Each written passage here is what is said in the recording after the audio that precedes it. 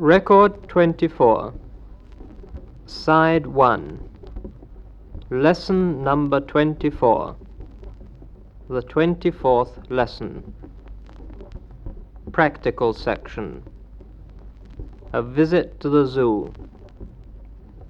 A zoo is a very interesting and exciting place to spend an afternoon in summer. Many of the people who go there go simply out of curiosity, but in many zoos, where great efforts have been made to give the animals a place to live similar to their natural habitat, children as well as adults learn a great deal about how they live.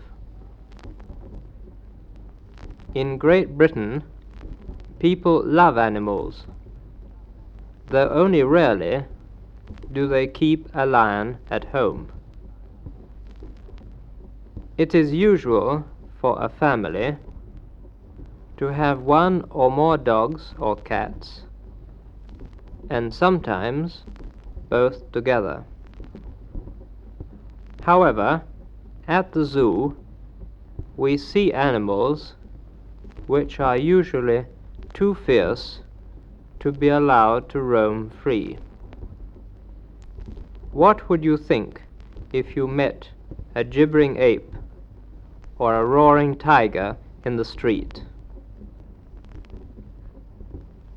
The animals we see come from all parts of the world, and it is rather thrilling to think that even the fiercest have been caught by man and brought into captivity. Big game hunters have a very dangerous life, but there are people who have the courage to face even the lions, tigers, panthers, and leopards that wander in the jungle looking for food, and they enjoy the risks involved. The wild animals in cages or dens may be observed from close at hand. Have you noticed how beautiful a tiger's eyes are? How quick and cunning are the monkeys that jump and swing and climb in their cage? I find it fascinating to watch the polar bears rocking themselves backwards and forwards. They seem so playful, and I admire the ease with which the sea lions glide through the water and catch the fish that their keeper throws them at feeding time. The bright and colorful plumage of the birds cannot but be admired as another of the miracles of nature. Sometimes one wonders how the wings have feathers of one color, for example, and the body another. The stripes of the zebra and the tiger are phenomena of the same kind. There is, however, apart from color, a particular grace in many of the birds that we see, the herons, the storks, the vultures, and the toucans. Some of them do not seem beautiful, but this, I feel, is due to our fear of them, and the knowledge that they live by killing their fellow creatures. There is, however, also amusement to be had from a visit to the zoo. Have you never stopped to look at the penguins? They are just like little men, dressed for a reception or a cocktail party, and they seem to give themselves such an air of importance. Another amusing aspect, and loved by everybody, old and young, is when there are newly born animals or birds to be seen. They are so full of gaiety and life, which all too soon seems to leave them.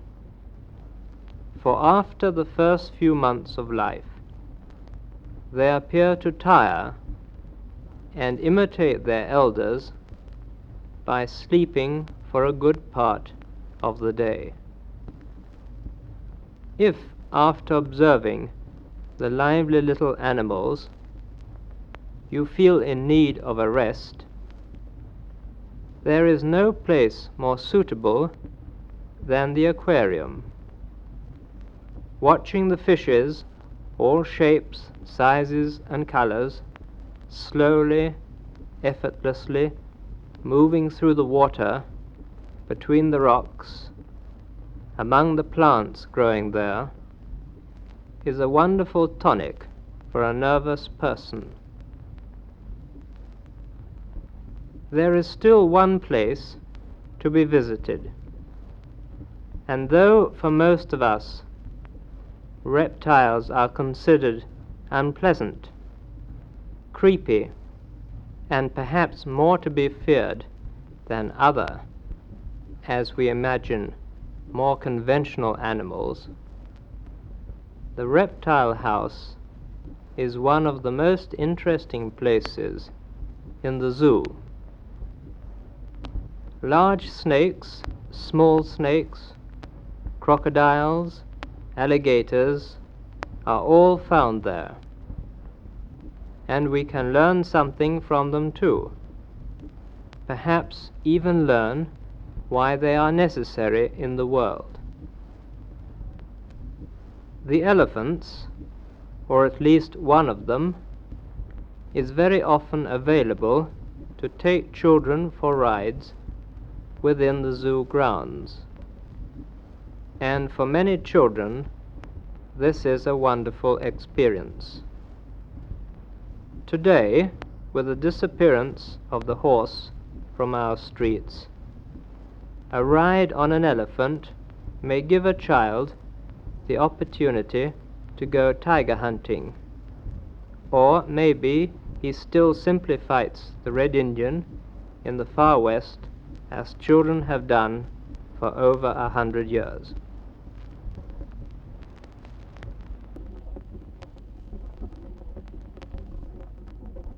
Side 2, Grammatical section. Verbs taking prepositions.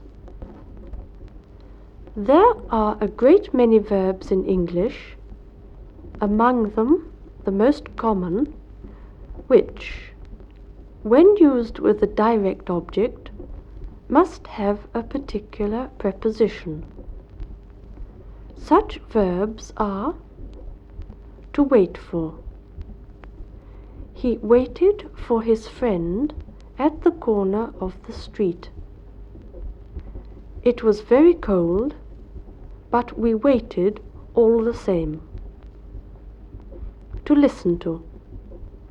Listening to the radio is sometimes more interesting than TV. I listened when I heard my name mentioned. To look at. We were looking at some photographs in the album when they arrived. To look for. She is looking for her handbag. To look after.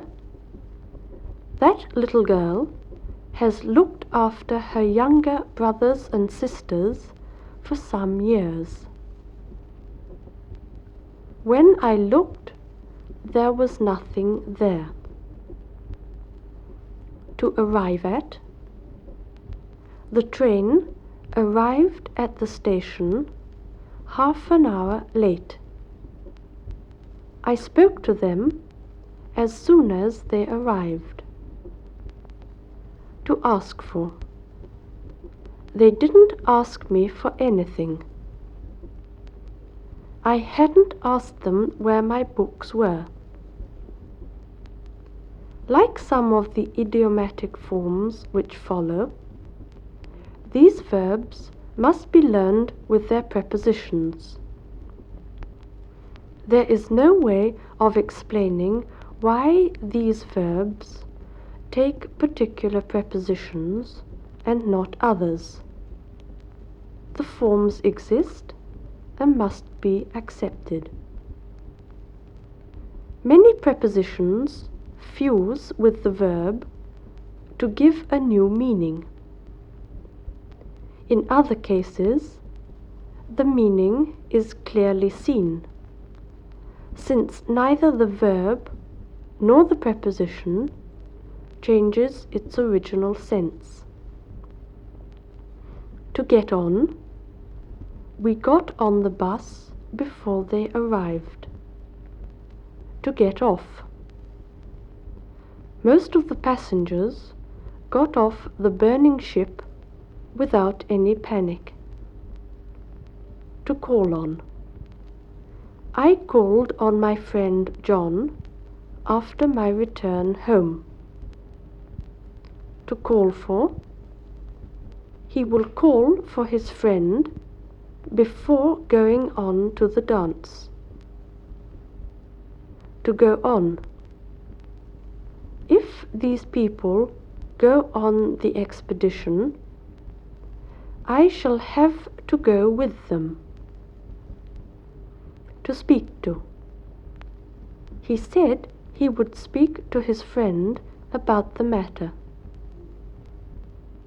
To speak about, they spoke about many things while they waited for the bus. To object to, we should not object to your friend coming. These are but a few. From time to time, you will meet further examples in the lessons, and additional forms and expressions will be given in succeeding lessons.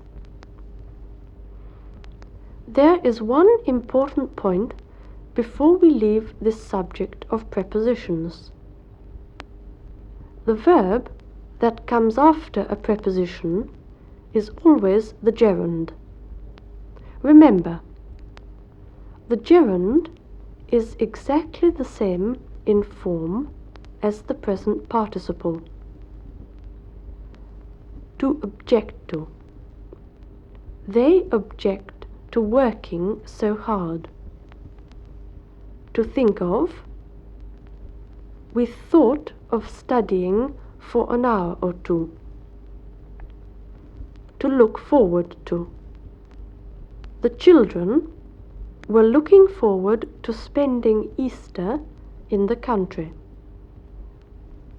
To be accustomed to, English people are accustomed to hearing about the weather. To be fond of, the English are very fond of sweets.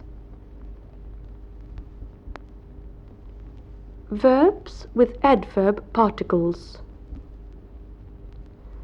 These, like the category just mentioned, are very common in modern English, and the following examples should be memorized, though any good dictionary will give you meanings and explanations of any others that you should meet with in your study. Most of the adverbs have the same form as the preposition, but the following are always adverbs: away, back, out, backwards, downwards, forwards, upwards. Like the prepositional compounds, so too with the adverbs, one may distinguish two types. 1. The verb and adverb each maintains its original meaning. 2.